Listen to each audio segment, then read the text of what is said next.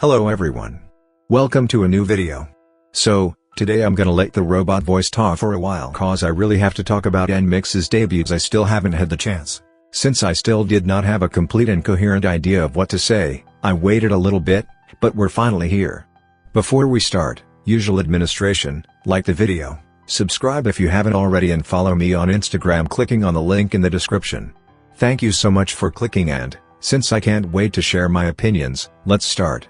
I'll wait for your comments. So let's start with the beginning, alright? The first time I listened to the song it was during the editing of my How Would Kepler Sing, so I really didn't understand if I truly enjoyed it or not. The only thing I remember saying to my laptop when Kyujin landed on that door is, please don't change the beat, please don't, but they did. Wasted prayers. Anyways, ended my video, went on YouTube homepage and people were already trashing on it. I immediately agreed.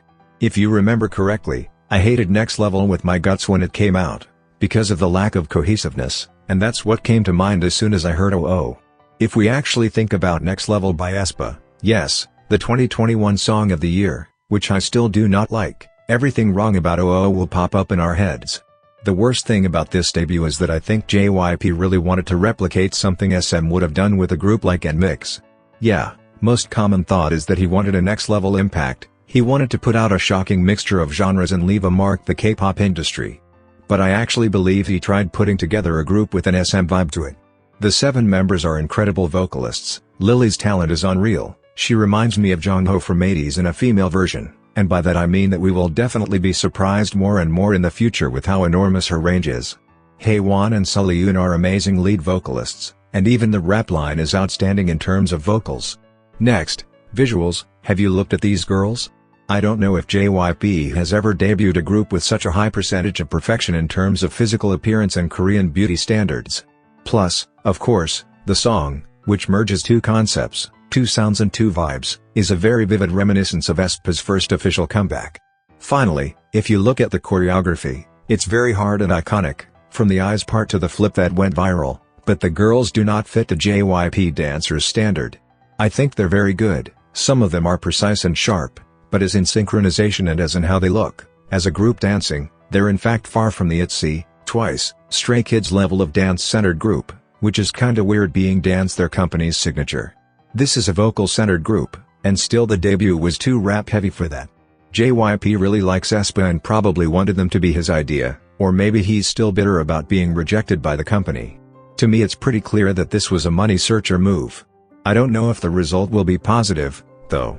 Pretty much. That's it on the real problem with nmixx. The only thing that still bothers me, which is the way their team did not look for originality, but stole crumbs of other works because they thought a song of the year could come out of that. Anyways, as you can read by the title, the song is not a problem anymore, at least not for me. And I'll quickly explain why and how it happened. At first listen, there were definitely a few parts that almost had me standing up on the chair, that caught my attention and immediately infiltrated themselves into my memory.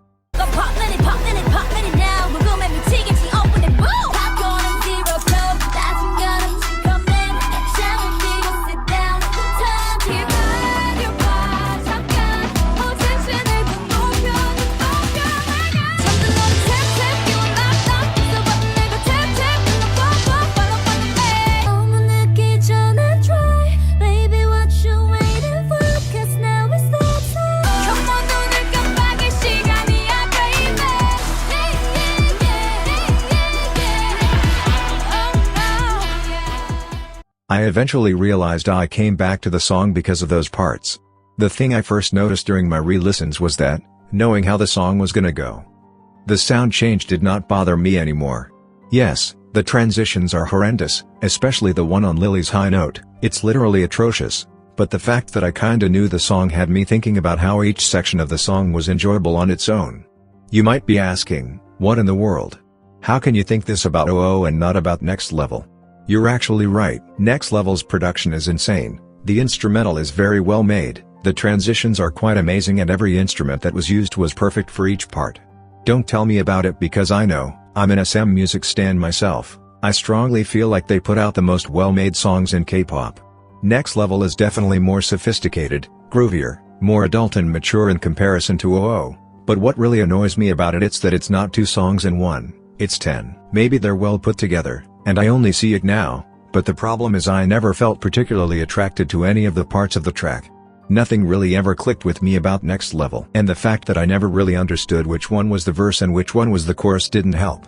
With Oh, some parts clicked at my initial listen, so this moment was very predictable. But what truly shocked me was the moment I watched the studio tune performance, which, if I'm not wrong, was the first full performance we could see of the girls. The more the song progressed and the more I was asking myself what I hated about it. I was singing along, even to the head-hurting chorus, I was smiling, I was dancing, I was enjoying it. So, I did a very smart thing, I would say. I went back to the music video. And oh boy, money was used but to hire the wrong director and the wrong editor.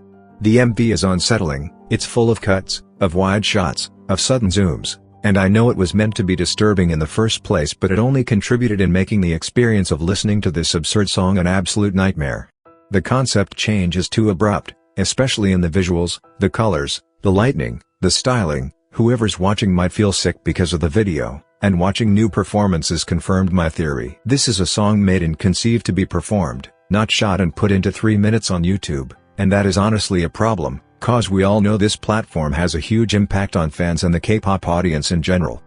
Lastly, do you think the members of a group can actually make you like their song even if you don't? I think they can. nmixx's energy on stage is unmatched, Bae and Jiwoo are forces of nature. Kyujin is so eye-catching and Jin's smile is so contagious. The enthusiasm they emanate during the performance is so engaging. They full-on made me like the song everyone is hating on, and you know what? I'm actually pretty happy about it. This means they deserve to debut and they deserve the big 3 privilege too.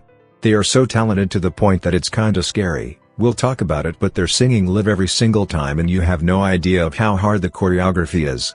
I hope they don't actually know about all the hate cause it's very not needed. Alright then, I finished with my heresy. Now go listen to OO's last chorus. It slaps. And Tank's bridge does too.